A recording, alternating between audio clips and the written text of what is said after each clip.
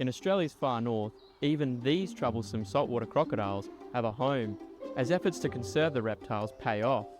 Jess Grills helps tourists get up close to the creatures at this park near Darwin. We have got 47 of them in this river. A majority of them, again, are wild caught, so they've all been problematic out in the wild, causing grief, too close to human life. Some of them were cattle eaters, so they've all just been taken out of the wild, brought into parks like this. They do come in here to paradise. They get fed on a daily basis. But people and crocs weren't always happy neighbours. In the 20th century, the creatures were driven to the brink of extinction. When the demand for their skin to make fashion leather came up, everyone thought that was great. They could get rid of the crocodiles and get paid to do it. So it was a win-win situation. It wasn't until the 1960s that people were starting to realise that crocodiles were being depleted all over the place in the wild. We estimate the population had been reduced by like 98% or something. There were maybe 3,000 animals left, but of that, probably less than 500 adults.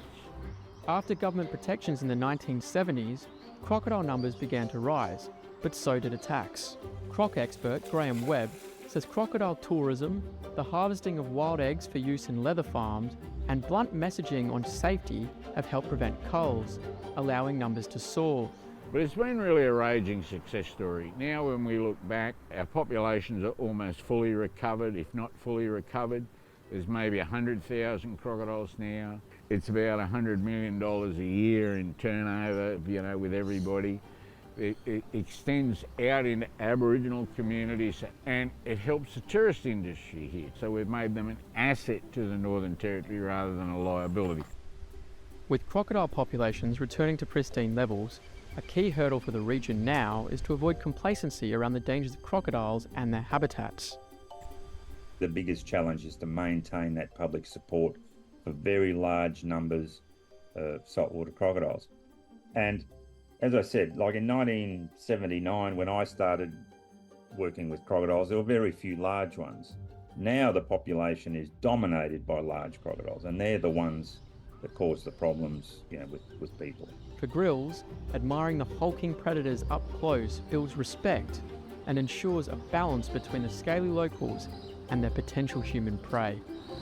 I was in mining, and then I was a mother, and now I'm a croc keeper. Because crocodiles do look at humans as a food source, they do seem terrifying, but if you respect them and their territory, I don't think that they would, be as terrifying. I don't think that they've got a very bad rap with their name, which I think is very unfair on them because, at the end of the day, they've been here for millions of years and we've been here for not as much.